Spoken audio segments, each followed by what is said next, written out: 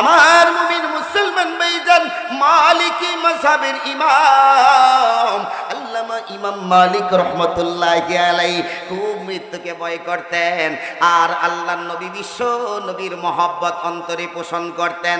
একবার ইমাম মালিক হজের জন্য রওনা দিবেন, হজ্জে বাইতুল্লাহর সফরের দিকে রওনা দিবেন।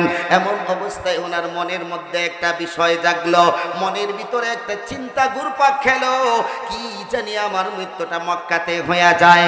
আমি তো রসুলকে ভালোবাসি, রসুলের শহরের মধ্যেই আমার মৃত্যু হোক, এইটা তামান্না করি। আল্লাহর নবী বিশ্ব নবী বলেন, যেই ব্যক্তি আমি রসুলের শহরের মধ্যে মৃত্যুবরণ করবে, ঈমান নিয়ে যে আমি রসুলের মদিনা ইন্তেকাল করবে, আমি রসুল জানায়া গেলাম ওই লোকটা আল্লাহর তৈরি জান্নাতে প্রবেশ করবে। আমি রসুল তাকে জান্নাতে নেওয়ার জন্য আল্লাহর কাছে সুপারিশ করব। আওয়াজ দিয়ে কন্যা সুবহানাল্লাহ। ইমাম মালিক এই জন্য চাইতেন যে আমার মৃত্যুটা যেন মদিনা শরীফের মধ্যে হয়, নবীজির রওজা ঘরের পাশে যেন হয়। আমাদেরও এইরকম তামান্না আছে কিনা নাই? ওমা জোরে কয় না, আছে কিনা নাই? আমার মুমিন মুসলমান ভাইজান, গভীর মনোযোগ দিয়ে শুনবেন। আল্লাহর নবী বিশ্ব নবীর মহব্বত অন্তরে নিয়া ইমাম মালিক রাহমাতুল্লাহি আলাইহি মৃত্যুর ভয় ওনার অন্তরের মধ্যে জাগরুক, আবার মনের মধ্যে তামান্না আমার মৃত্যুটা যেন মদিনা মুনাওয়ারাতে হয়। মক্কাতে যদি আমার মৃত্যু হয়ে যায় তাহলে হজে যাব কি যাব না, এই সিদ্ধান্ত নিতে ওনার খুব কষ্ট হচ্ছে। কষ্ট হওয়াটাই স্বাভাবিক। ইমাম মালিক রাহমাতুল্লাহি আলাইহি ঘুমের ঘরে আচ্ছন্ন হয়ে গেলেন। ঘুমের ঘরে স্বপ্ন দেখেন আল্লাহর নবী বিশ্ব নবী সরওয়ারে কায়নাত এক জায়গার মধ্যে বসা। স্বপ্ন যুগে আল্লাহর নবীর সাক্ষাৎ নসিব হইয়া গেছে। আওয়াজ দিয়া কন্যা সুবহানাল্লাহ। নবীকে স্বপ্ন দেখা এটা কি চারটিখানি ব্যাপার? আল্লাহর নবী বিশ্ব নবীকে স্বপ্নে হোক অথবা বাস্তবে হোক, ইমানের হালতে যদি কেউ বাস্তবেও দেখা থাকে সেও জান্নাতি, আর যে স্বপ্ন যুগে রাসূলকে দেখলো সেও জান্নাতি। জুড়ে জুড়ে কন্যা সুবহানাল্লাহ। আমার মুমিন মুসলমান ভাইজান, ইমাম মালিক রাহমাতুল্লাহি আলাইহি ঘুমের ঘরে স্বপ্নে দিকে দেখলেন আল্লাহর নবী বিশ্ব নবী সাল্লাল্লাহু আলাইহি ওয়াসাল্লাম নবীজিকে সালাম জানাইলেন, আসসালামু আলাইকা ইয়া রাসূলুল্লাহ, লাব্বাইকা ওয়া সা'দাইকা ইয়া রাসূলুল্লাহ, ফিদাকা বি উম্মি ইয়া রাসূলুল্লাহ। ওগো আল্লাহর পয়গম্বর, আপনাকে আমি স্বপ্ন যুগে পাইয়া আমি খুব আনন্দিত, আমি খুব বিমোহিত।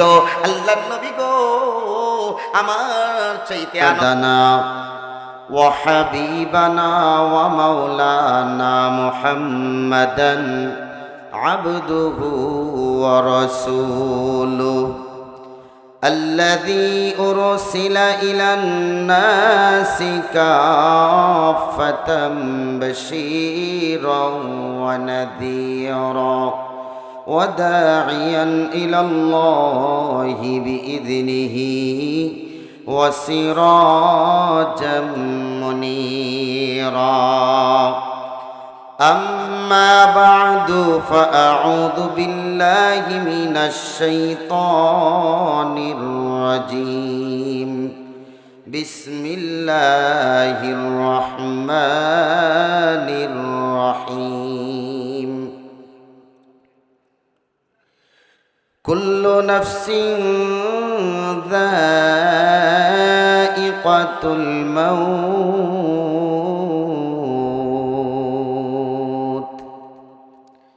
وقال تعالى في موضع آخر هدى للمتقين. صدق الله العظيم ونحن على ذلك من الشاهدين والشاكرين والحمد لله رب العالمين. وقال تعالى في موضع آخر إن الله وملائكته وملائكته يصلون على النبي يا أيها الذين آمنوا صلوا عليه وسلموا تسليما صلى الله على سيدنا ومولانا محمد وعلى آله وأصحابه وسلم صلى الله على سيدنا ومولانا محمد وعلى آله وأصحابه وسلم الحمد لله رب العالمين ধর্মপাশা উপজেলাধীন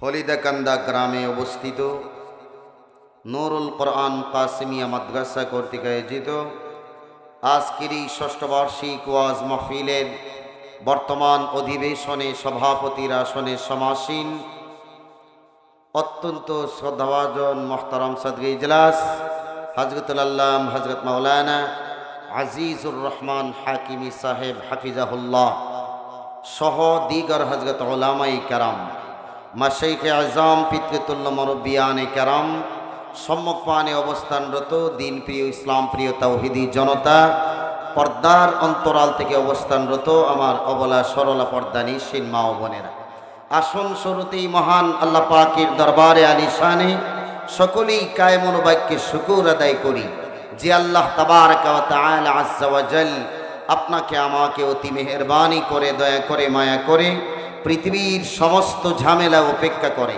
শয়তানের সমস্ত কুমন্ত্রণার জালগুলোকে ছিন্ন করে আজকেরই বরকতময় মাহফিলে আসার বসার তারই সাথে সাথে কোরআন এবং হাদিসের আলোকে কিছু কথা বলার এবং শোনার তৌফিক দান করেছেন সে মহামনিবের দরবারে সকলেই অন্তরের অন্তঃস্থল থেকে হৃদয়ের সবটুকুন আবেগ উজাড় করে দিয়ে একবার কালিমাতুশ শুকর আদায় করি সকলেই পড়ি আলহামদুলিল্লাহ লক্ষ কোটি দুরুদ এবং তাসলিমাত বর্ষিত হোক সর্বকালের সর্বশ্রেষ্ঠ মহামানব সৈয়দুল মুরসালিন খাতামুন নবিয়্যিন আকায়ে নামদার তাজদার মদিনা দুলালে মা আমিনা জনাবে মুহাম্মদুর রাসূলুল্লাহ সাল্লাল্লাহু আলাইহি ওয়াসাল্লামের উপর মুআজ্জাজ হাজিরিন আল্লাহর নবী বিশ্ব নবীর নাম যখন আমরা পড়ব অথবা শুনব তখন সাথে সাথে দুরূদ শরীফের আমল করার দরকার আছে কিনা নাই ওমা জোরে কন্যা আছে কিনা নাই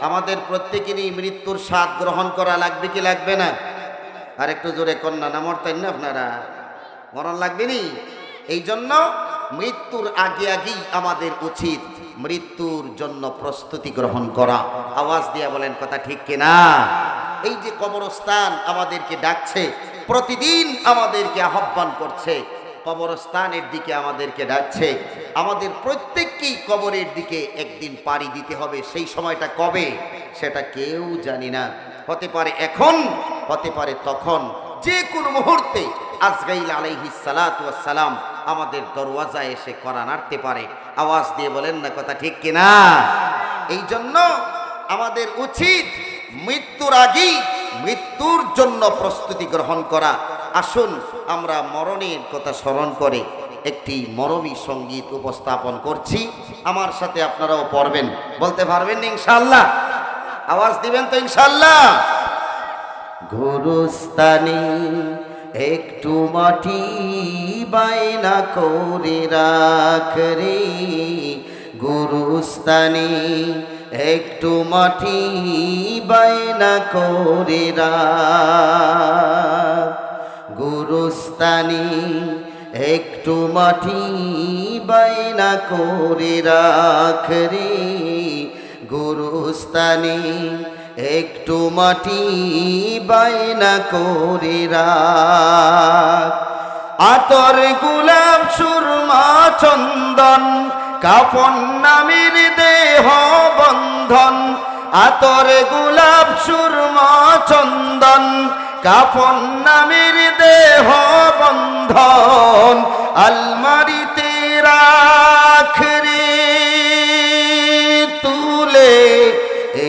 কোরআন পাক রে এক্ষুনি তোর আসতে পারে চলে যাওয়ার ডাক রে এক্ষুনি তোর আসতে পারে চলে যাওয়ার ডাক।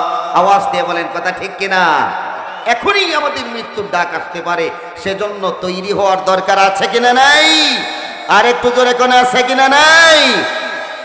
ভালো মন্দ শত্রু মিত্র কেউ বা যদি রয়, যাওয়ার আগে সবার সাথে দেখা যেন হয় রে, দেখা যেন হয়।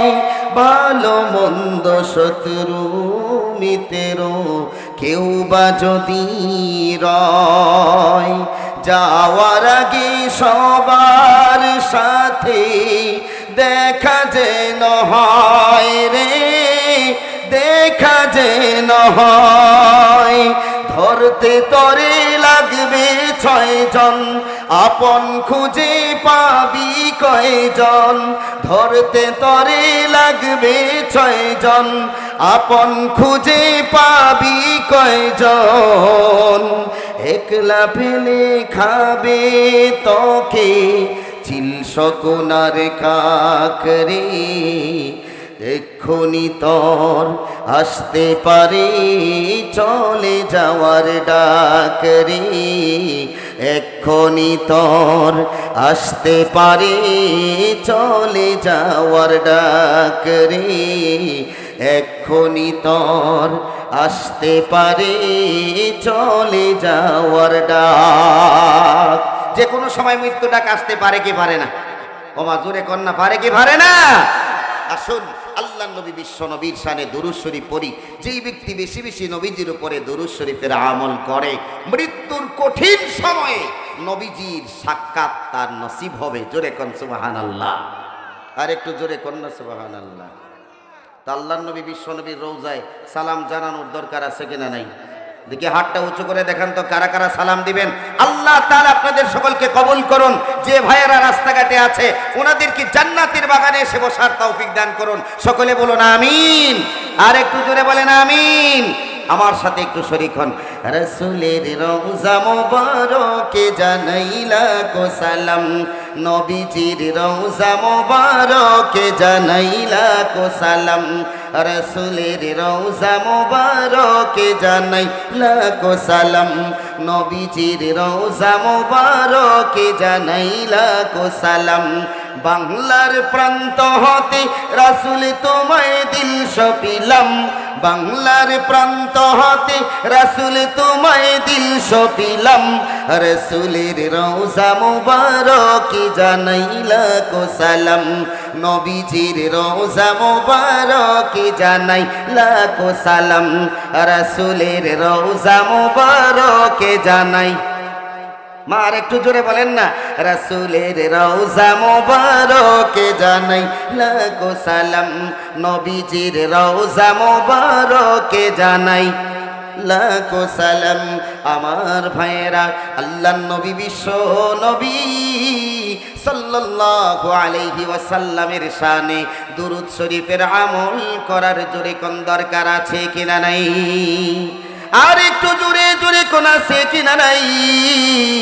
আল্লাহ নবী বিশ্ব নবী ডাক দিয়া বলেন, উম্মতেরা শোনো, আমি পয়গম্বর ঘোষণা করে গেলাম, মান সাল্লা আলাইয়া ওয়াহিদাতান সাল্লাল্লাহু আলাইহি আশারা। আমার যেই উম্মত আমি পয়গম্বরের উপরে এক মর্তবা দুরূদ শরীফের আমল করবে, আমি পয়গম্বর জানায় গেলাম, আমার আল্লাহ রাব্বুল আলামিন সেই উম্মতের উপরে 10 মর্তবা রহমত নাজিল করে দেবেন। চিৎকার দিয়ে কন্যা সুবহানাল্লাহ। আমার মুমিন মুসলমান ভাইজান, গভীর মনোযোগ দিয়ে শুনবেন, আমি এখানে আয়াতে কারিমা তিলাওয়াত করেছি। প্রথম উক্ত আয়াতের মধ্যে আমার আল্লাহ রাব্বুল আলামিন বলেন, প্রতিটা জীবকেই, প্রতিটা মানুষকেই, প্রতিটা প্রাণীকেই মৃত্যুর স্বাদ গ্রহণ করা লাগবে। যার জীবন আছে তার আওয়াজ দিয়ে এখন মরণ আছে কিনা নাই? আর একটু জোরে কন্যা আছে কিনা নাই? কার কখন মৃত্যু হবে এটা কি কেউ আমরা জানি? ভাই আপনারা গুছা নাকি তা? আপনারা যদি আওয়াজ আসতে দেন তাহলে বাইরের মানুষ আসবো কিভাবে? আর একটু জোরে কন্যা, আমাদের মৃত্যু যে কোনো সময় আসতে পারে কি পারে না? এই জন্য আল্লাহ নবী, বিশ্ব নবীর শানে বেশি বেশি করে দুরূদ শরীফের আমল করা। আমার ভাইয়েরা, মৃত্যুর সময় কারো জানা নাই, যে কোনো সময় যে কারো মৃত্যু হতে পারে। এই জন্যই তো পূর্বের সময়ের সাহাবায়ে কেরাম থেকে নিয়ে আইম্মায়ে মুস্তাহিদিন পর্যন্ত তারা ভয় করেছেন। এখন পর্যন্ত আল্লাহর ওলি যারা, তারা মৃত্যুকে ভয় করেন। যারা মুমিন মুমিনাত আছে, সাধারণ মুমিন, তারাও মৃত্যুকে ভয় করে। আমরাও মৃত্যুকে ভয় করি কি করি না? আর একটু জোরে কোন করি কি করি না? আমার মুমিন মুসলমান ভাইজান, আমাদের একটা জিনিস আমাদের জানা আছে, মাযহাব হইল চারটা, প্রসিদ্ধ চার মাযহাবের মধ্যে একটা মাযহাব হইল হানাফি মাযহাব, যার ইমাম হচ্ছেন ইমাম আবু হানিফা রাহমাতুল্লাহি আলাইহি। দুই নম্বর মাযহাব হলো শাফিঈ মাযহাব, যে মাযহাবের ইমাম ইমাম শাফিঈ রাহমাতুল্লাহি আলাইহি। ইমাম মালিকের একটা মাযহাব, যে মাযহাবের নাম হইল মালিকি মাযহাব। ইমাম আহমদের একটা মাযহাব আছে, সেই মাযহাবের নাম হইল হাম্বলি মাযহাব। আমার মুমিন মুসলমান ভাইজান, মালিকি মাযহাবের ইমাম আল্লামা ইমাম মালিক রাহমাতুল্লাহি আলাইহি খুব মৃত্যুকে ভয় করতেন, আর আল্লাহর নবী, বিশ্ব নবীর মহব্বত অন্তরে পোষণ করতেন। একবার ইমাম মালিক হজের জন্য রওনা দিবেন, হজ্জে বাইতুল্লাহর সফরের দিকে রওনা দিবেন। এমন অবস্থায় ওনার মনের মধ্যে একটা বিষয় জাগলো, মনের ভিতরে একটা চিন্তা ঘুরপাক খেলো, কি জানি আমার মৃত্যুটা মক্কাতে হয়ে যায়। আমি তো রসুলকে ভালোবাসি, রসুলের শহরের মধ্যেই আমার মৃত্যু হোক, এইটা তামান্না করি। আল্লাহ নবী, বিশ্ব নবী বলেন, যেই ব্যক্তি আমি রসুলের শহরের মধ্যে মৃত্যুবরণ করবে, ঈমান নিয়ে যে আমি রসুলের মদিনা ইন্তেকাল করবে, আমি রসুল জানায় গেলাম ওই লোকটা আল্লাহর তৈরি জান্নাতে প্রবেশ করবে।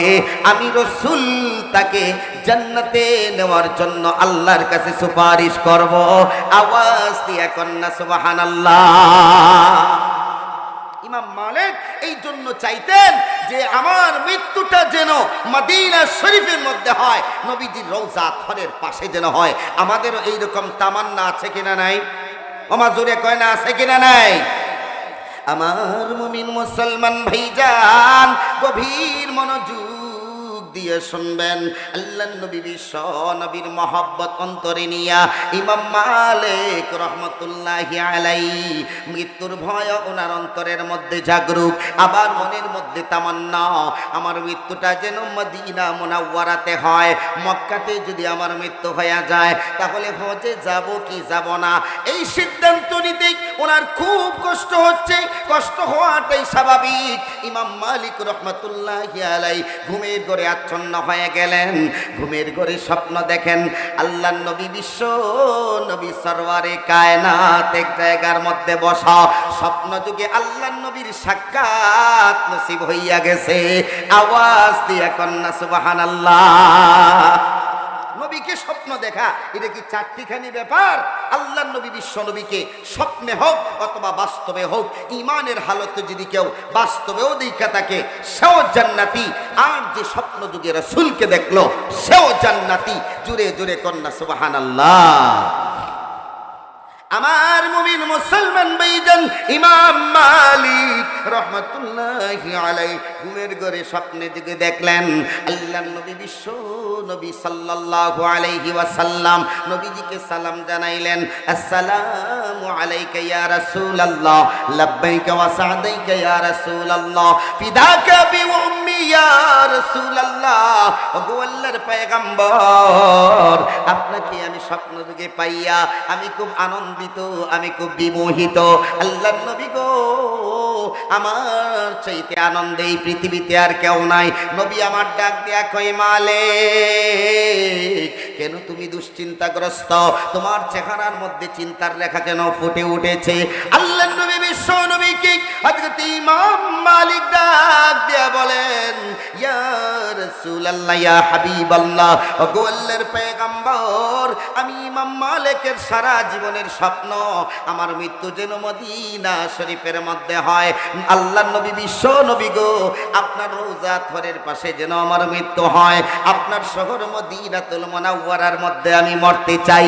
এইটা হইল আমি ইমাম মালিকের তামান্না।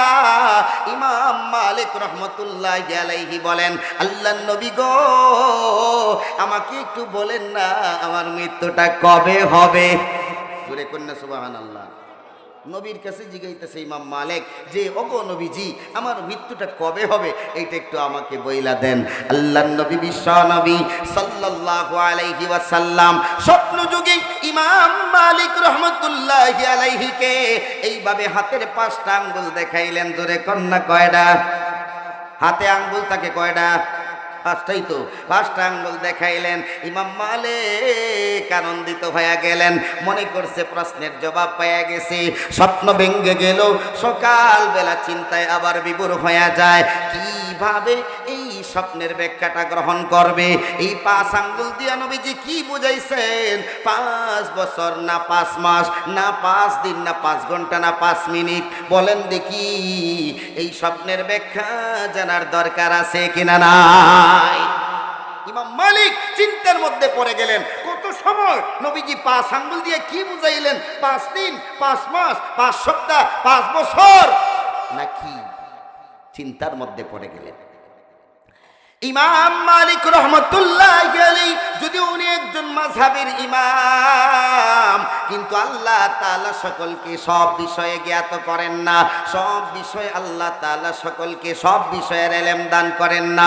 স্বপ্নের ব্যাখ্যাতা হিসাবে তখনকার সময়ে জগৎ বিখ্যাত একজন স্বপ্নের ব্যাখ্যাতা ছিলেন, যার নাম হইল ইমাম ইবনে সিরিন রহমতুল্লাহি আলাইহি। ইবনে সিরিনের কাছে উনি একজন গোলামকে পাঠাইলেন, যাও যাও তাড়াতাড়ি যাও, ইবনে সিরিনের কাছে গিয়া এই স্বপ্নের ব্যাখ্যাটা গিয়া জিগাও। একটু জোরে জোরে কন্যা মারহাবা।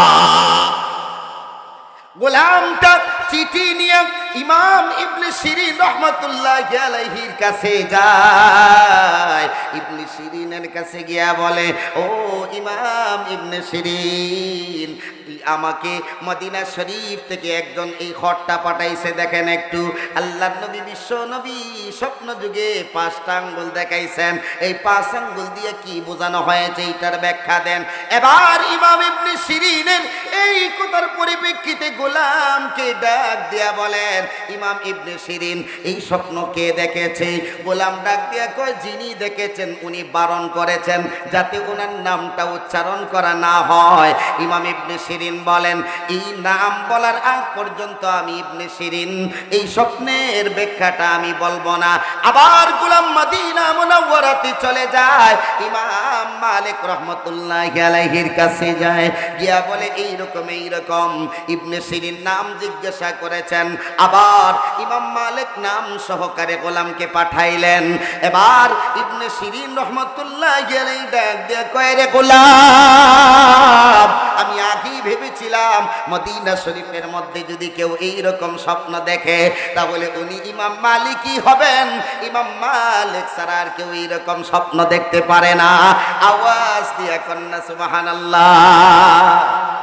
আমার মুসলমান ভাইয়েরা, ইমাম ইবনে সিরিন বললেন, গিয়া বলবা ইমাম মালিককে এই 5 আঙ্গুল দিয়া 5 বছরও না, 5 মাসও না, 5 সপ্তাহও না, 5 ঘন্টা, 5 মিনিট, 5 সেকেন্ড এইরকম কিছু না।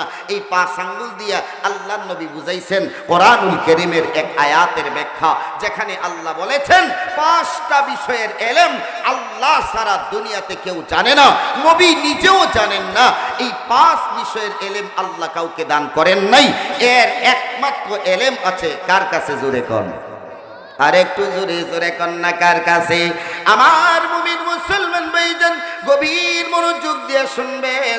ইমাম ইবনে সিরিন রহমতুল্লাহি আলাইহি ডাক দেয়া কয়, ও গোলাম যাও যাও ইমাম মালিককে গিয়া বলবা এই 5 আঙ্গুল দিয়া নবীজি 5 বছর 5 দিন 5 সপ্তাহ 5 মাস এইরকম কিছু বোঝান নাই।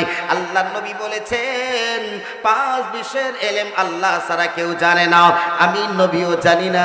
এর মধ্যে একটা বিষয় হলো কার মৃত্যু কখন হবে, কোন দিন হবে, এইটা আল্লাহ ছাড়া দুনিয়ার কেউ জানে না। আওয়াজ দিয়া বলেন না কথা ঠিক কিনা? কোন সময় মানুষ মৃত্যুবরণ করবে এর খবর আল্লাহ ছাড়া কেউ জানে? মজুরে কন্যা কেউ জানে? আমার মুমিন মুসলমান ভাইজান আল্লাহ ছাড়া যে মৃত্যুর খবর কেউ জানে না, আল্লাহর নবী বিশ্ব নবীও ইমাম মালিককে বলে দিলেন। এবার ইমাম মালিক রহমতুল্লাহি আলাইহি বিচলিত হয়ে গেলেন, আবারও চিন্তার করে মগ্ন হয়ে গেলেন। এইটা ছিল নবীর প্রতি মহব্বত, যার কারণে ইমাম মালিক রহমতুল্লাহি আলাইহিকে আল্লাহ তাআলা হজ করাইয়া মদিনা শরীফের মধ্যে আইনা মৃত্যু দিয়েছেন। আল্লাহর নবী বিশ্ব নবীর রওজা তরের পাশে ইমাম মালিক রহমতুল্লাহি আলাইহির মৃত্যু হবে, এইটা আল্লাহ তাআলা কবুল করে নিয়েছেন। জোরে কোন সুবহানাল্লাহ। আমার মুমিন মুসলমান ভাইজান গভীর মনোযোগ দিয়া শুনবেন। এই ঘটনা থেকে আমরা কি বুঝলাম? কার মৃত্যু কখন হবে কেউ জানে না, কাউকে আল্লাহ তাআলা এই ইলম দান করেন নাই। তাহলে বলেন দেখি আমাদের মৃত্যু আজকেও হতে পারে কি পারে না? তোমার জোরে কন্যা পারে কি পারে না? এখনই আমাদের মৃত্যু হতে পারে।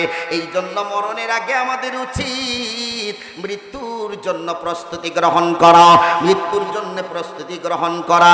আমার আল্লাহ রাব্বুল আলামিন ডাক দিয়া কয়, বান্দারে মরণের আগে মরণের প্রস্তুতি গ্রহণ করো, মৃত্যুর আগে মৃত্যুর সামানা জোগাড় করে নাও। পরকালীন জীবনে তোমাকে পাড়ি জমাতে হবে, এমন একটা জায়গায় যেতে হবে যেই জায়গাও একবার কেউ গেলে আর কোনোদিন ফেরত আসে না। আওয়াজ দিয়া কন্যা কথা ঠিক কিনা? করতে হবে সকলকে। মরণের আগে কি করবেন, আমাদের জন্য কি করা উচিত, আল্লাহ রাব্বুল আলামিন পরকালীন জীবনে আপনি কিভাবে সাকসেস হবেন, সফল হবেন, এই জন্য আল্লাহ একটা চিঠি আমাদের মধ্যে পাঠিয়েছেন, একটা পত্র পাঠিয়েছেন। সেই পত্রের নাম হইল মহাগ্রন্থ আল কোরআন। জোরে কন্যা সুবহানাল্লাহ। আমার মুমিন মুসলমান ভাইজান গভীর মনোযোগ দিয়ে শুনবেন। এই কোরআনুল কারীম যারা ফলো করবে, কোরআনুল কারীমের বর্ণিত যে হুকুম আহকামগুলো আছে, এই হুকুম আহকাম যারা ফলো করবে, এই সমস্ত মানুষগুলো আল্লাহর তৈরি জান্নাতের মধ্যে যাবে। ফারিকুম ফিল জান্নাতি ওয়া ফারিকুম ফিস সাঈর। আসরের কঠিন ময়দানে একদল মানুষ হবে জান্নাতি, আর একদল মানুষ হয়ে যাবে জাহান্নামী। জান্নাতি কারা, জাহান্নামী কারা? জান্নাতি হলো তারা কোরআন মানে যারা। আওয়াজ দিয়ে কন্যা কথা ঠিক কিনা? জান্নাতি কারা? কোরআন ওয়ালা যারা। জান্নাতি নয় কারা? কোরআন সারে যারা। জোরে কন্যা কথা ঠিক কিনা? আল্লাহ রাব্বুল আলামিন ডাক দিয়ে বলেন, যারা কোরআনুল কারীমকে পরিত্যাগ করবে, আল্লাহ নবী বিশ্ব নবী কাল কঠিন হাসরের ময়দানে এই কোরআন যারা ছাড়ছে তাদের বিরুদ্ধে মামলা দায়ের করবেন। ও ক্বালার রাসূলু ইয়া রাব্বি ইন্না কওমি ইত্তাখাযু হাযাল কোরআন মাহজুরা। হাসরের কঠিন ময়দানে আমার নবী বিশ্ব নবী বলবেন, আল্লাহ হে রব, ইন্না কওমি ইত্তাখাযু হাযাল কোরআন মাহজুরা।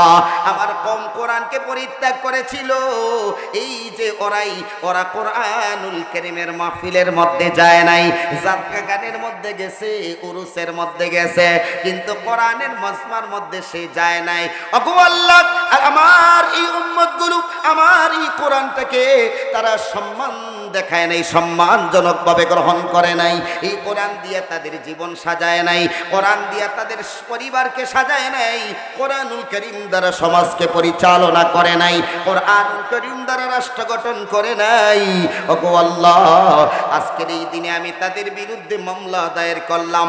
ও মুসলমান ইমানদার, আপনাদের কাছে জানতে চাই, কাল হাসরের কঠিন ময়দানে যদি আমার নবী বিশ্ব নবী স্বয়ং কোরআন বিরোধীদের বিরুদ্ধে যদি আল্লাহর নবী মামলা করেন, বলেন দেখি জান্নাতে যাওয়ার কোনো উপায় আসেনি?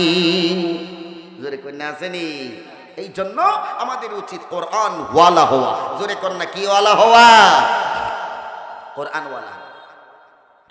আমার মুমিন মুসলমান ভাইজান, কোরআনুল কারীম যদি কেউ গ্রহণ করে আর কোরআনুল কারীমের দিকে যদি কেউ তাকায়, তাহলে সে জান্নাতের পথ খুঁজে পাবে, জাহান্নাম থেকে বাঁচার রাস্তা সে খুঁজে পাবে। আমার ভাইয়েরা, মৃত্যুর জন্য আপনি কি প্রস্তুতি গ্রহণ করবেন? সংক্ষেপ কথা হলো, কোরআন অনুযায়ী জীবন করবেন। কোরআন অনুযায়ী জীবন করলেই প্রতিটা মুহূর্তে মৃত্যুর জন্য প্রস্তুত থাকা যায়। এই কোরআনুল কারীম আল্লাহ নাজিল করেছেন কার জন্য? আমার আল্লাহ রাব্বুল আলামিন ডাক দেয়া বলেন, ও দুনিয়াবাসী মুমিন মুমিনাতেরা শোনো, আমি কোরআনুল কারীম দান করেছি কাদের হেদায়েতের জন্য? কাদেরকে কোরআনুল কারীম রাস্তা দেখাইয়া আল্লাহর তৈরি জান্নাতের মেহমান বানায়া দেবে।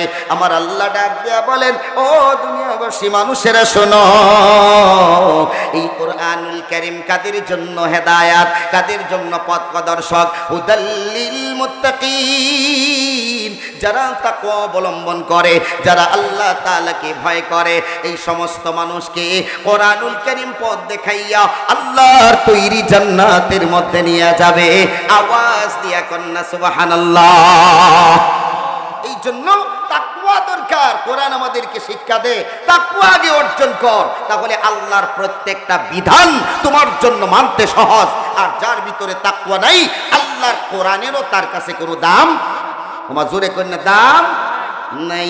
এই জন্য আমার আল্লাহ রাব্বুল আলামিন তাকওয়াবান যারা, মুত্তাকি পরহেজগার যারা, এই সমস্ত মুত্তাকিদের কথা বলেছেন। মুত্তাকিদেরকে হেদায়েত করবে, মুত্তাকিদেরকে পথ প্রদর্শন করবে। আমার মুমিন মুসলমান ইমানদার, ভয় করো রে ভাই, তাকওয়া অর্জন করো। তাকওয়া কাকে বলা হয়? আপনি তাকওয়া কিভাবে অর্জন করবেন? সহজ ব্যাখ্যা হইল, গুনাহ ছাড়ো, নেকি ধরো, মুত্তাকি হইয়া যাইবা। আওয়াজ দিয়া কন্যা কথা ঠিক কিনা? গুনাহ ছাড়ো, নেকি ধরো। জোরে কন্যা, কি ছাড়ো? গুনাহ ছাড়ো, আর কি ধরো? নেকি ধরো। তাহলে তুমি মুত্তাকি হয়ে যাইবা। তাকওয়ার ব্যাখ্যা, সহজ ব্যাখ্যা হইল এইটা, গুনাহ মুক্ত জীবন আর নেকি যুক্ত জীবন। আওয়াজ দিয়ে কন্যা কথা ঠিক কিনা? মুসলমান ভাইজান, যে ব্যক্তির ভিতরে এই তাকওয়া অর্জন হয়ে যায়, আল্লাহ তাআলার ভয়ে যে গুনার কাজগুলোকে ছেড়ে দেয়, আমার আল্লাহ রাব্বুল আলামিন ওই সমস্ত লোকদের সম্মান এবং মর্যাদা বাড়ায়া দেয়। আওয়াজ দিয়া কন্যা কথা ঠিক কিনা? একটা কথা আপনাদেরকে শোনাই। দারুল উলুম দেওবন্দের আশপাশের এলাকার একটা ঘটনা। এক লোকের নাম ছিল খাজা মেশকি। বলেন না, নামটা কি ছিল? আপনারা নাকি গুসা করছেন নাকি? তা একটু জোরে কন্যা, কি নাম ছিল? খাজা মেশকি। বলেন না, খাজা মেশকি রহমতুল্লাহি আলাইহি। খাজা মেশকি নামে একজন আবেদ লোক ছিলেন, যিনি ছিলেন আল্লাহ তাআলার খুবই প্রিয় বান্দা, যার ভিতরে তাকওয়া ছিল ভরপুর, আল্লাহ তাআলার ভয় খাজা মেশকি রহমতুল্লাহি আলাইহির ভিতরে ভরপুর ছিল। যিনি আল্লাহ তাআলাকে ভয় করতেন। খাজা মেশকির ভিতরে গুনাহ মুক্ত জীবন আর নেকি যুক্ত জীবনের একটা মানদণ্ড ছিল, যার দিকে তাকাইলেই বোঝা যেত এই আল্লাহর বান্দা কখনো গুনার দিকে দাবিত হইতে পারে না। তার চেহারার মধ্যে নূর চমকাইতো, আলোয় আলোকিত ছিল চেহারা। আওয়াজ দিয়া কন্যা সুবহানাল্লাহ। আমার মুমিন মুসলমান ভাইজান, আমার মুমিন মুসলমান ভাইজান, গভীর মনোযোগ দিয়া শুনবেন। আল্লামা খাজা মিশকি রহমতুল্লাহি আলাইহি এমন একজন মোবারক মানুষ ছিলেন, আল্লাহ ওয়ালা বুজুর্গ ছিলেন, যিনি ছোট্ট থেকে ছোট্ট মাকরু কাজগুলোও করতেন না। কবিরা গুনাহ করবেন দূরের কথা, তিনি সগীরা গুনাহের দিকেও দাবিত হইতেন না। আল্লাহ ওয়ালা এই বুজুর্গ, আল্লাহ ওয়ালা এই বুজুর্গ খাজা মিশকি রহমতুল্লাহি আলাইহি, আল্লাহ আল্লামা খাজা মিশকি রহমাতুল্লাহ আলাইহি রাস্তা দিয়া যখন হাইটা যাইতো তখন হাজার হাজার মানুষ ওনার পিছনে হাঁটা শুরু কইরা দিত। কারণটা কি জানেননি? খাজা মিশকি রহমাতুল্লাহ আলাইহির শরীর থেকে জান্নাতি মিশকে আম্বরের সুঘ্রাণ বাহির হইতো। জোরে জোরে কন্যা সুবহানাল্লাহ। পোশাক থেকে শরীর থেকে জান্নাতি মেশকে আম্বরের সুঘ্রাণ বের হতো। একবার এক লোকে জিজ্ঞাসা করলো, হুজুর আপনার শরীর থেকে জান্নাতি মেশকে আম্বরের সুঘ্রাণ বাহির হয়, কারণটা কি? আপনি কি আতর, কোন আতর ব্যবহার করেন? এত সুন্দর গন্ধ, এত সুন্দর সুঘ্রাণ, এত সুন্দর আতরের সুঘ্রাণ জিন্দেগিতে কখনো পাই নাই।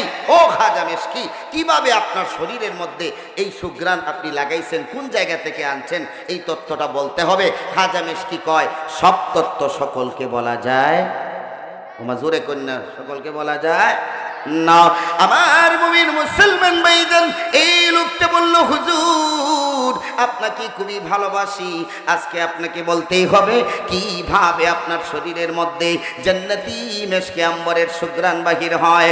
ওগো আল্লাহর ওলি, আমাদেরকে যদি না বলেন তাহলে আমরা নাসুর বান্দা আজকে আর ছাড়তাম না। এবার খাজা মিশকি ডাক দেয়া কয়, আমি প্রতিদিন এই রাস্তা দিয়ে হাইটা যাইতাম, এই রাস্তা দিয়ে হেঁটে যেতাম, আর এই রাস্তার দিকে হাঁটা অবস্থায় একদিন একজন বৃদ্ধা মহিলাকে আমি দেখলাম। বৃদ্ধা মহিলা আমাকে ডাক দিয়া বললেন, ও খাজা মিশকি, তুমি এদিকে আসো, এদিকে আসো, ঘরের মধ্যে একজন রুগী আছে, এই রুগীর পেটের মধ্যে খুবই ব্যথা, অসুস্থতায় কাতর কাতকাচ্ছে।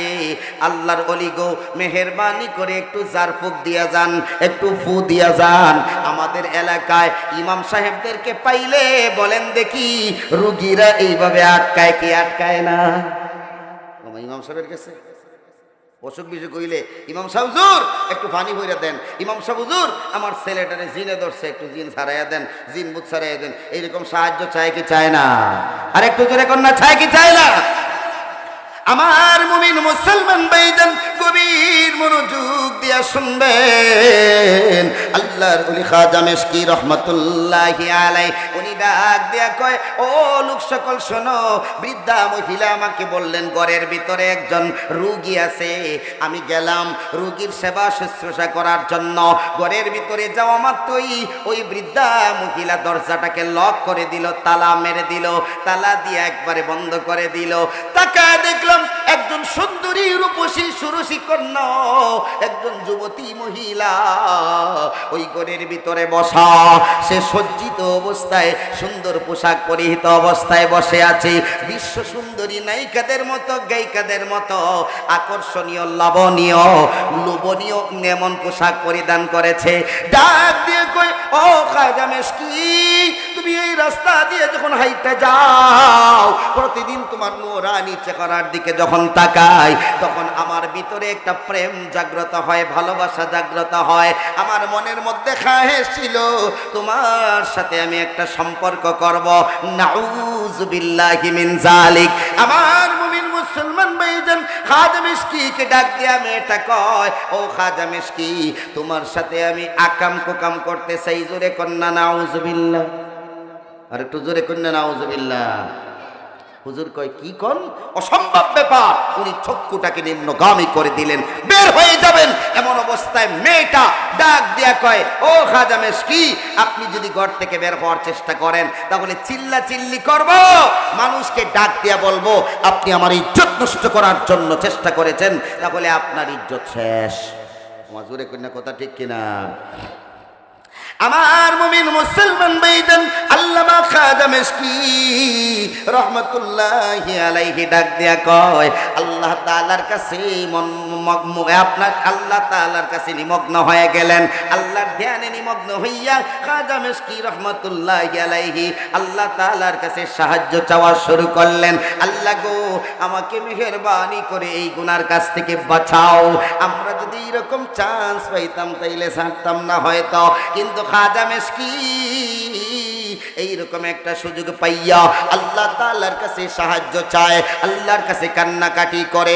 আমার আল্লাহ খাজা মিশকির কলবের ভিতরে ইলহাম করে দিলেন। খাজা মিশকি রহমাতুল্লাহি আলাইহি ডাক দেয়া কয়, ও বোন, আমাকে একটু সুযোগ দাও, আমি একটু বাথরুমে যেতে চাই। মেয়েটা ভাবছে বাথরুমের মধ্যে গিয়া মনে হয় সে ফ্রেশ হয়ে আসবে, পরিষ্কার পরিচ্ছন্ন হয়ে আসবে। তাহলে যেহেতু কথাটা মানছে, সুযোগ দেওয়া যায়। আল্লামা খাজা মিশকি রহমাতুল্লাহি আলাইহি বাথরুমের ভিতরে গিয়া ঢুকলেন। বাথরুমের ভিতরে ঢুইকা খাজা মিশকি রহমাতুল্লাহি আলাইহি উনি বাথরুমে থাকা ময়লা আবর্জনা যত মলমূত্র আছে সবগুলা হাতের মধ্যে নিয়া উনি ওনার গায়ের মধ্যে ভালো করে ময়লা একবারে মাখলেন, গায়ের মধ্যে ময়লাগুলা মাখলেন। এইরকম অবস্থায় আপনারা কইবেন একজন আল্লাহর ওলি হইয়া গায়ের মধ্যে এই দুর্গন্ধময় জিনিস কেল্লাইগা লাগাইল কেন? মলমূত্র লাগাইল। ও মুমিন মুসলমান ইমানদার, এই গুনাহের ময়লা থেকে এই পায়খানার পদ্ধতিটা বলেন ভালো না খারাপ? আল্লাহর ওলি চিন্তা করছেন যদি গুনাহ করি কলবের মধ্যে ময়লা লাগবে, কলবের মধ্যে গিয়ে নাপাক লাগবে, এইটা পরিষ্কার করতে পারবো না। কিন্তু হাতের মধ্যে শরীরের মধ্যে যদি ময়লা লাগে এইটা তো গিয়ে গাঙ্গে পরিষ্কার করে দিতে পারবো। কথা ঠিক কিনা? আরেকটু জোরে কর না, কথা ঠিক কিনা? আমার মুমিন মুসলমান ভাইজান, খাজা মিশকি রহমাতুল্লাহি আলাইহি উনি বাথরুম থেকে যখন বাহির হইলেন তখন ওনার শরীর থেকে দুর্গন্ধ ছড়াইতে শুরু করলো। মেয়েটার নাকের মধ্যে দুর্গন্ধ গেল। এমন একটা অবস্থায় ওই মেয়েটা ডাক দিয়া কয়, যা যা এইখান থেকে তাড়াতাড়ি সরে যাও, তোর মতো দুর্গন্ধময় ব্যক্তির পাশে আমার থাকার কোনো দরকার নাই, তোরে দিয়ে আমার কোনো আকর্ষণ নাই। খাজা মিশকি আলহামদুলিল্লাহ কইয়া ঘর থেকে বের হয়ে গেলেন। ঘর থেকে বাইরে হওয়ার পরে উনি ওনার শরীরটাকে ভালো করে পবিত্র করলেন, গোসল করলেন, ওযু করলেন, একদম পবিত্র হয়ে গেলেন। কিন্তু গায়ের মধ্যে কিছু দুর্গন্ধ থাকতেই পারে। উনি ভয়ে আতঙ্কে মানুষের সমাজের মধ্যে যায়। কিন্তু যখন উনি এই দুর্গন্ধময় শরীরটাকে নিয়ে বাজার হাটের দিকে যখন হাঁটা শুরু করলো, আল্লাহ রাব্বুল আলামিনের কারিশমা বুঝা বড় দায়। খাজা মিশকি রহমাতুল্লাহি আলাইহি বাজারের মধ্য দিয়ে হাইটা যায় আর দোকানগুলোতেই কে মানুষ আইসা জমায়েত হওয়া শুরু করলো। নাক দিয়া গ্রানটাকে টাইনা টাইনা খাজা মিশকির পিছনে হাঁটা শুরু কইরা দে। আওয়াজ দিয়া কন্না সুবহানাল্লাহ। খাজা মিশকি ডাক দিয়ে কই, ও আমার ভাইয়েরা, তোমরা জানতে চাইছিলা এই মেশকে আম্বরের সুঘ্রাণ আমার শরীরের মধ্যে কিভাবে আসলো রে? নাও নাও, যাই না নাও। আমি খাজা মিশকি একটা গুনাহ থেকে বাঁচার জন্য দুর্গন্ধ শরীরের মধ্যে লাগাইছিলাম। আমার আল্লাহ রাব্বুল আলামিন ওই দিন থেকে পর্যন্ত এমনকি মৃত্যুর আগ পর্যন্ত আল্লাহ রাব্বুল আলামিন আমার শরীরের মধ্যে জান্নাতি মেশকে আম্বরের সুঘ্রাণ জারি করে দিয়েছেন। একটু চিৎকার দিয়ে ঈমানের আওয়াজে কোন সুবহানাল্লাহ। আমার ভাইরা, খারাপ লাগতেছে আপনাদের? তাহলে কি বুঝলেন? শেষ করে দিচ্ছি, 2-1 মিনিটের মধ্যে আলোচনা শেষ করে দেব। আমার ভাইয়েরা, আল্লাহ রাব্বুল আলামিন বলেন মুত্তাকিদের জন্য এই কোরআন হেদায়েত। যারা আল্লাহকে ভয় করে, গুনার কাজ ছাড়ে, নেকির পথকে আঁকড়ে ধরে, ওই সমস্ত মানুষদেরকে পথ দেখাবে কোরআন। আর যারা কোরআনকে গ্রহণ করলো তারা কাল কঠিন হাসরের ময়দানে কোরআনের সুপারিশ পাইয়া আল্লাহর তৈরি জান্নাতের মেহমান হয়ে যাবে। চিৎকার মেরে কন্যা সুবহানাল্লাহ। আরেকটু জোরে কন্যা সুবহানাল্লাহ। আমার মুমিন মুসলমান ভাইজান, আল্লাহ নবী বিশ্ব নবী ডাক দেয়া বলেন, ও দুনিয়াবাসী মুমিন মুমিনাতেরা শোনো, তোমরা কোরআন ওয়ালা হয়ে যাও, তোমরা কোরআন ওয়ালা হয়ে যাও। যদি কোরআন ওয়ালা হইতে পারো রে, আল কোরআন শাফিউম মুশাফফা ওয়া মাহিল্লুম মুসাদ্দাক, মান জাআলাহু আমামা কাদাহু ইলাল জান্নাহ। চিৎকার দিয়ে কন্যা সুবহানাল্লাহ। আমার মুমিন মুসলমান ভাইজান, গভীর মনোযোগ দিয়ে শুনবেন। নবী আমার ডাক দিয়ে বলেন, ও দুনিয়াবাসী মুমিন মুমিনাতেরা শোনো, যারা কোরআনুল কারীমকে গ্রহণ করবে, এই কোরআনুল কারীম কাল কঠিন হাসরের ময়দানে স্বয়ং কোরআনওয়ালার জন্য আল্লাহর কাছে সুপারিশ করবে। আওয়াজ দিয়ে কন্যা সুবহানাল্লাহ। শুধু তাই না, মান জাআলাহু আমামা ফাদাহু ইলাল জান্নাহ। জীবনের প্রতিটা কাজে কোরআনকে যদি আপনি অগ্রগামী করে রাখেন, সামনে ধরেন, কোরআন যেভাবে বলে সেইভাবে যদি প্রতিটা কাজ সম্পন্ন করেন আমার ভাইয়েরা, তাহলে গ্যারান্টি দিয়ে বলতে পারি কাল হাসরের মাঠে কেউ আপনাকে সুপারিশ করবে, কে করবে না এইটার কোনো গ্যারান্টি নাই। কাল হাসরের ময়দানে কোরআন নিশ্চিত আপনার জন্য শাফাআতকারী হয়ে যাবে। জোরে জোরে কন্যা সুবহানাল্লাহ। এই কোরআনুল কারীমকে আমরা চাই তো? আমার জোরে কন্যা চাই কি চাই না? আমার ভাই জোরে কোন চাই কি চাই না? কোরআন গ্রহণ করবেন, কোরআন আপনার জন্য সুপারিশ করবে। আল্লাহ রাব্বুল আলামিন যেন আমাদের সকলকে কোরআন ওয়ালা হিসেবে কবুল করেন। সকলে বলেন আমিন। আর একটু জোরে করে আমিন। আল্লাহ নবী বিশ্বনবী বলেন, তোমরা 4 দলের অন্তর্ভুক্ত হয়ে যাও, 4টা দলের। 1 নাম্বার, কোন আলিমান, তুমি কোরআন ওয়ালা আলেম হয়ে যাও। আলেম হয়ে যাও, আলেম মানে কোরআন ওয়ালা। তুমি কোরআন ওয়ালা হয়ে যাও, আলেম হয়ে যাও। যদি আলেম না হইতে পারো, আও মুতাআল্লিমান, তুমি আলেমের ছাত্র হয়ে যাও। 3 নাম্বার, যদি তুমি আলেমের ছাত্র না হতে পারো, তাহলে তুমি কি হইবা? তাদেরকে তুমি সহযোগিতা করো, সাহায্যকারী হয়ে যাও। সাহায্য করার মতো কোনো ক্ষমতা নাই, তাহলে তুমি কি করবা? আও মুহিব্বান, তুমি কোরআন ওয়ালাদেরকে ভালোবাসো, জান্নাতি হয়ে যাইবা। আর যদি এটাও না পারো, ওয়ালা তাকুন খামিসান ফাতুহলিক, যদি তুমি 5ম নম্বর দলের অন্তর্ভুক্ত হয়ে যাও, তাহলে আল্লাহর তৈরি জাহান্নাম তোমার জন্য অবধারিত। এই জন্য বলেন, আমাদের কোরআন ওয়ালা হওয়ার দরকার আছে কিনা নাই? সবাই জোরে কন্যা আছে কিনা নাই? আল্লাহ তাআলা একটা নিয়ামত আপনাদের এই গ্রামে দান করেছেন, নূরুল কোরআন কাসিমিয়া মাদ্রাসা। এই মাদ্রাসাটা একটা নিয়ামত আপনাদের জন্য, কথা ঠিক কিনা? এই মাদ্রাসায় কোরআনুল কারীম শিক্ষা দেওয়া হয়। এখানে উস্তাদ আছেন, ছাত্র আছে, সাহায্যকারী আছে, সকলে এখানে বসবাস করেন। জান্নাতি দলের লোক হইল এখানে। এই জন্য সকলেই নিয়ত করেন যে আমরা ইনশাল্লাহ আমাদের সন্তানদেরকে কোরআনওয়ালা বানাবো। রাজি আছে কিনা নাই?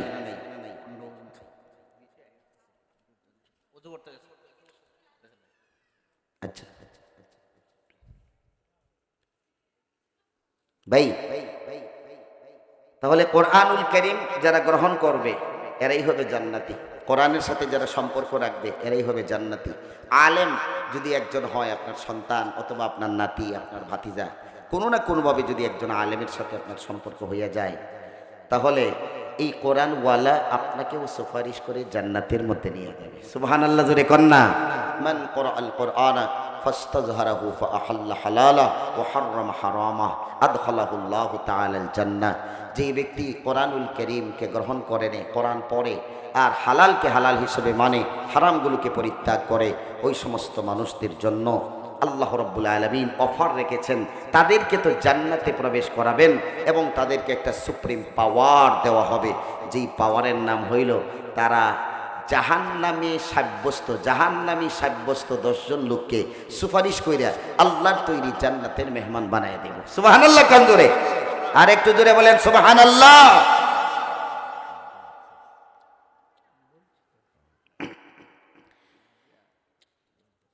ভাই, তাহলে হাসরের মাঠে অন্য কোন বুজুর্গের বুজুর্গি কাজে আসবে না, আগে কাজে আসবে কোরআন। জোরে কন্যা, আগে কাজে আসবে কি? কোরআন। যাদের কাছে কোরআন থাকবে তাদের জন্য কোরআনই এনাও, জাস্ট কোরআনটাই এনাও, যথেষ্ট। কোরআনই তাকে সুপারিশ করে জান্নাতের মধ্যে নিয়ে যাবে। সুবহানাল্লাহ জোরে কোন। আল্লাহ রাব্বুল আলামিন আমাদের সন্তানদেরকে যেন কোরআন ওয়ালা হিসাবে কবুল করেন, আমাদেরকে যেন কোরআনের সাথে সম্পর্ক রাখার তৌফিক দান করেন। আর একটু জোরে কর না আমিন। আমার মুমিন মুসলমান ভাইদের কোরআনুল কারীম যদি কেউ গ্রহণ করে রে, তাদের সম্মান যেমন দুনিয়ার জমিনের মধ্যে আছে, পরকালের মধ্যেও আল্লাহ রাব্বুল আলামিন সুমহান মর্যাদা রেখেছেন। যেই ব্যক্তি কোরআনুল কারীম গ্রহণ করে, কোরআনুল কারীম যারা আঁকড়ে ধরে, এই সমস্ত মানুষের জন্য আল্লাহ রাব্বুল আলামিন দুনিয়ার জমিনের মধ্যেও রেখেছেন সম্মান, পরকালের মধ্যেও রেখেছেন সম্মান। আওয়াজ দিয়া কন্যা কথা ঠিক কিনা? আল্লাহর নবী বিশ্ব নবী হযরত আবু হুরায়রা রাদিয়াল্লাহু তাআলা আনহুকে ডাক দেয়া বলেন, ইয়া আবা হুরায়রা তাআল্লামিল কোরআন, তুমি কোরআনুল কারীম নিজে শিখো, অন্যকে শিখাও। এই ধারাবাহিকতাটা তুমি ধইরা রাখো, কোরআনুল কারীমের খেদমত করো।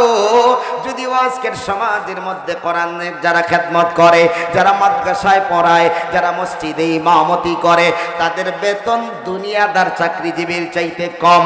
আওয়াজ দিয়ে কন্যা কথা ঠিক কিনা? কিন্তু মনে রাখতে হবে মুসলমান, কোরআনওয়ালারা টাকার জন্য কখনোই ইমামতি করে না, মাদ্রাসায় পড়ায় না। এইটা দ্বারা সামান্য হাজত পড়া হয় দুনিয়ার, কিন্তু তাদের লক্ষ্য উদ্দেশ্য হইল কি, এইটা বোঝার জন্য চেষ্টা করেন। নবী আমার ডাক দিয়া বলেন, আবু হুরায়রা তুমি কোরআনুল কারীমের শিক্ষা গ্রহণ করো, আর এই কোরআনুল কারীমের শিক্ষা দাও। কখন পর্যন্ত এই কাজটা করবা? হাত্তা ইয়াতিকাল মাউত, যতক্ষণ পর্যন্ত মৃত্যু না আসছে ততক্ষণ পর্যন্ত তুমি কোরআনুল কারীমের খেদমত করে যাইবা। আবু হুরায়রা রে, যদি তুমি মৃত্যু পর্যন্ত কোরআনুল কারীমের খেদমত জারি রাখতে পারো রে, আমি আল্লাহর নবী ঘোষণা দিলাম, এই বাইতুল্লাহ শরীফের ঠিক উপরে, সাত আসমানের উপরে বাইতুল মামুন নামে একটা মসজিদ আছে, যেখানে প্রতিদিন হাজার হাজার ফেরেশতারা প্রদক্ষিণ করে, তাওয়াফ করে। ওই বাইতুল মামুনের মধ্যে যেই সমস্ত ফেরেশতারা একদিন তাওয়াফ করে, সে কিয়ামতের আগ পর্যন্ত আরেকবার তাওয়াফ করার কোনো সুযোগ পাবে না। এই বাইতুল মামুরের মধ্যে যেমন আল্লাহর তৈরি ফেরেশতারা তাওয়াফ করে, জিয়ারত করে, ঠিক তেমনি ভাবে ও আবু হুরায়রা, তুমি কোরআনের খেদমত কইরা যেদিন মারা যাইবা, তোমার কোরআনুল কারীম গ্রহণ করার কারণে, কোরআনের শিক্ষা মৃত্যুর আগ পর্যন্ত দেওয়ার কারণে তোমার কবরের মধ্যে আল্লাহ তাআলা ফেরেশতারি যুক্ত করে দেবেন। এই ফেরেশতারা তোমার কবরের মধ্যে জিয়ারত করবে, তোমার কবরের মধ্যে জিয়ারত করবে। একজন দুইজন ফেরেশতা না, অসংখ্য গণিত ফেরেশতারা তোমার কবরের মধ্যে জিয়ারত করতে থাকবে। কতক্ষণ? কিয়ামতের আগ পর্যন্ত তোমার কবরের মধ্যে এই সমস্ত আল্লাহর তৈরি ফেরেশতারা জিয়ারত করবে। আওয়াজ দিয়া কন্যা সুবহানাল্লাহ, আর একটু জোরে কন্যা সুবহানাল্লাহ। আমরা তো ওই কাজের জন্য ইমামতি করি, মাদ্রাসায় আমরা পড়াই। আমার ভাইয়েরা, আল্লাহ রাব্বুল আলামিন যেন আমাদের সকলকেই কোরআন গ্রহণ করার তৌফিক দান করে। সকলে বলুন আমিন। আর একটু জোরে কোন আমিন। হ্যাঁ, ইনশাআল্লাহ আমার পরপরই যিনি এখন আলোচনার মধ্যে আসছেন, আলোচনা করবেন, আমার অত্যন্ত মায়ার মানুষ, মহব্বতের মানুষ, আপনাদের এলাকারই কৃতি সন্তান, হ্যাঁ, হযরতুল আল্লাম হযরত মাওলানা ফয়সাল আহমদ মুফতি আবুল হাসান ফয়সাল সাহেব, মুফতি আবুল হাসান ফয়সাল সাহেব হাফিজাহুল্লাহ, উনি গুরুত্বপূর্ণ নসিহা পেশ করবেন। হ্যাঁ, ওনার আলোচনার একটা মাধুর্যতা হইল, আমরা আল্লামা সিরাজুল ইসলাম মিরপুরি হুজুরের বয়ান অনেকে শুনি, অনেকে পছন্দ করি। আমরা সানি মিরপুরি হিসাবে, হ্যাঁ, মুফতি আবুল হাসান ফয়সাল সাহেবকে আমরা চিনি। অত্যন্ত সুললিত কণ্ঠে আপনাদেরকে তাফসীর শোনাবে, কোরআন এবং হাদিসের আলোকে গুরুত্বপূর্ণ নসিহত পেশ করবেন। এক পর্যায়ে আপনাদের সামনে এগিয়ে আসছেন, স্টেজে আমন্ত্রণ জানাচ্ছি বন্ধুবর হযরতুল আল্লাম হযরত মাওলানা মুফতি আবুল হাসান ফয়সাল সাহেবকে একটু তাকবীর দেই। নারে তাকবীর! আর একটু জোরে হবে, নারে তাকবীর! দিন ইসলাম, দিন ইসলাম। ফয়সাল সাহেবের আগমন, শুভেচ্ছা, স্বাগতম। নারে তাকবীর! আল্লাহ তাআলা যেন আমাদের সকলকে আমলের তৌফিক দান করে। ভুল